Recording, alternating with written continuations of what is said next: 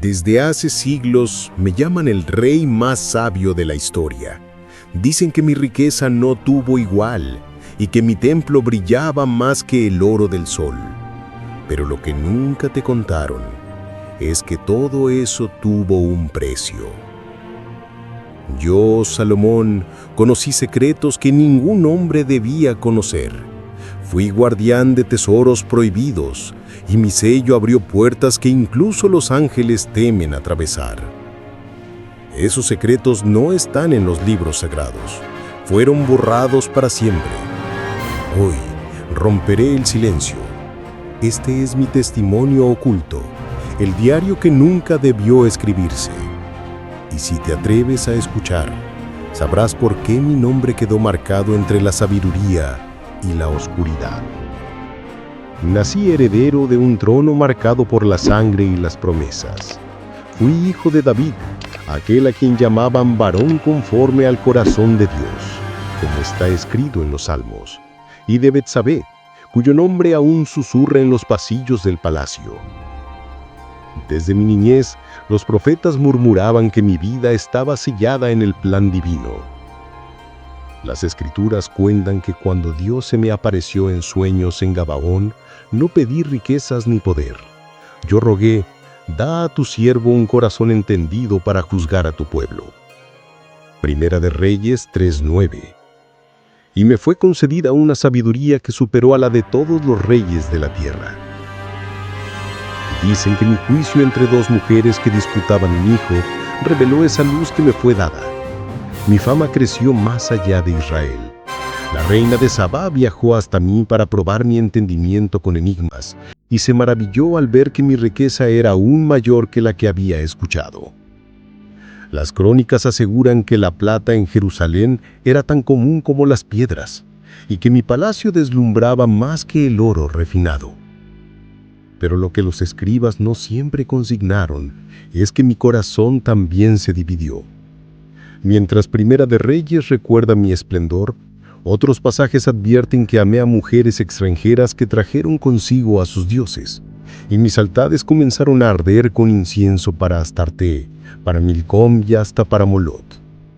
Lo que fue sabiduría se convirtió en tropiezo, y lo que fue gloria se volvió advertencia. Algunos escritos apócrifos murmuran que yo dominé los espíritus, y que el famoso sello de Salomón no solo era un símbolo de poder político, sino una llave para abrir los secretos ocultos del cielo y de la tierra. Pero dime tú, ¿era esa sabiduría un don divino o un conocimiento peligroso que jamás debí tocar? Cuando pienso en mi ascenso al trono, no veo coronas ni cánticos, veo sombras y cuchillos escondidos. No todos querían que yo fuera rey. Adonías, hijo mayor de mi padre, David, ya había preparado carros, caballos y hombres para proclamarse heredero. Reunió banquetes, sacerdotes y príncipes que coreaban su nombre, convencidos de que él sería el próximo gobernante de Israel. Pero mi madre Betsabé y el profeta Natán se adelantaron.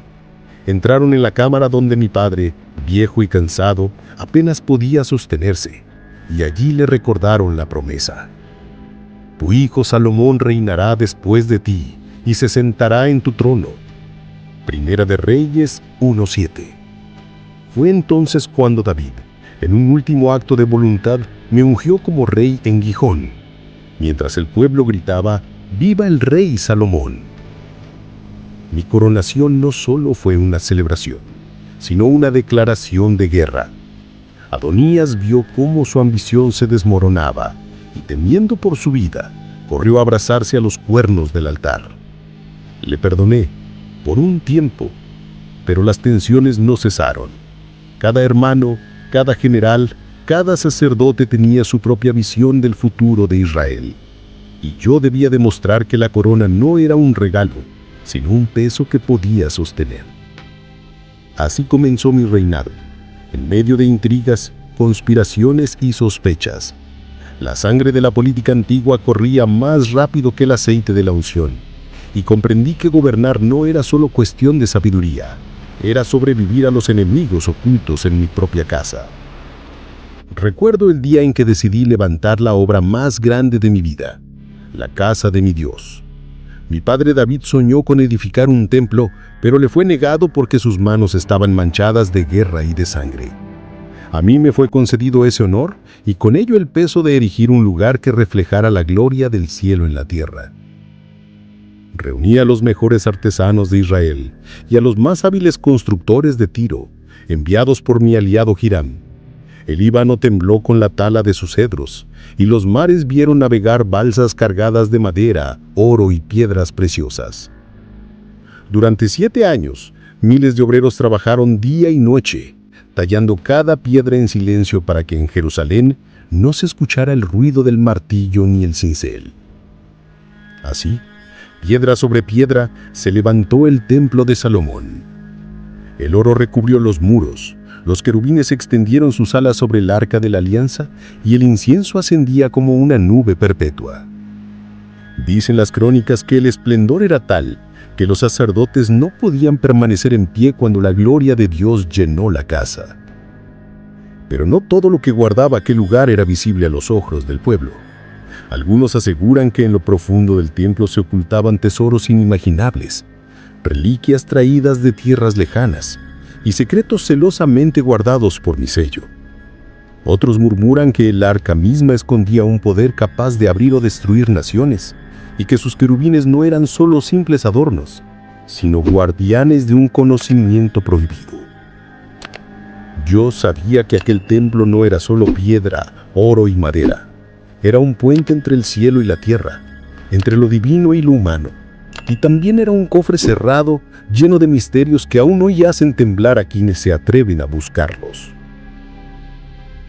Se dice que fui sabio porque Dios me lo concedió, y es verdad. Pero lo que nunca conté en público es que con esa sabiduría llegaron también secretos que no todos podían comprender ni soportar. Aprendí a observar las estrellas y a leer en ellas señales ocultas. Descubrí cómo las plantas podían sanar, pero también cómo podían doblegar la mente de un hombre. Algunos dirán que era ciencia, otros que era magia. Para mí, era simplemente conocimiento. Y el conocimiento nunca viene sin precio. Muchos han oído hablar del sello de Salomón, un anillo grabado con símbolos que, según cuentan, me permitía mandar sobre espíritus y fuerzas invisibles. Con él, dicen, sometía a genios del viento y del fuego, y los obligaba a trabajar en la construcción del templo. Otros aseguran que ese sello no era más que un emblema de realeza. Pero yo sé la verdad. Era una llave que abría puertas que ningún hombre común debía cruzar. Los textos sagrados guardaron silencio sobre esto, pero en escritos que muchos llaman apócrifos, murmuran que dominé artes prohibidas, que escribí conjuros en pergaminos ocultos, y que hasta conversé con ángeles caídos. Algunos relatos, como el Testamento de Salomón, me presentan ordenando a demonios que revelaran sus nombres y sus secretos, usando mi anillo como instrumento de poder. ¿Fábulas o recuerdos que la historia quiso borrar? Yo mismo no sabría decirte dónde termina la sabiduría divina y dónde comienza la sombra. Solo sé que cuanto más profundo miraba en el misterio, más peligroso se volvía el camino. Porque no todo conocimiento trae luz. Algunos conocimientos consumen al que los busca. Creí que la sabiduría me bastaría para mantenerme firme, pero hasta el corazón más fuerte se inclina cuando es seducido por el poder y el deseo. Mis decisiones no siempre fueron justas, y lo que comenzó como prudencia terminó siendo vanidad. Tomé esposas de muchas naciones no solo por amor, sino por alianzas políticas. Cada matrimonio sellaba un pacto, cada mujer traía consigo la paz de su pueblo, pero también a sus dioses. Las escrituras dicen, y cuando Salomón ya era viejo, sus mujeres inclinaron su corazón tras dioses ajenos. Primera de Reyes 11:4. Y así fue. Construí altares a Astarte, a Milcom, a Kemosh y hasta para Moloc, cuyas flamas devoraban la inocencia de los niños. El mismo rey que edificó un templo al Dios de Israel, levantaba ahora santuarios a dioses extranjeros. Mis riquezas crecieron, mi palacio resplandecía, pero mi alma se humbrecía. La gente murmuraba que los tributos eran insoportables, que la carga del pueblo se volvía más pesada cada día, y aunque me llamaban sabio, en mi interior sabía que la sabiduría se me escapaba como agua entre los dedos. Dios me había advertido: si anduvieres en mis caminos, yo afirmaré tu trono para siempre. Pero yo me desvié. Lo que debía ser mi gloria eterna se transformó en un aviso a los que vendrían después, porque el mismo Dios que me bendijo también levantó adversarios contra mí, y mi reino, que parecía inconmovible, comenzó a resquebrajarse. Este fue el precio de mi orgullo. Mi nombre aún resuena, pero no como el del Rey perfecto, sino como el del hombre que, a pesar de tenerlo todo, permitió que su corazón se dividiera entre la luz y la oscuridad.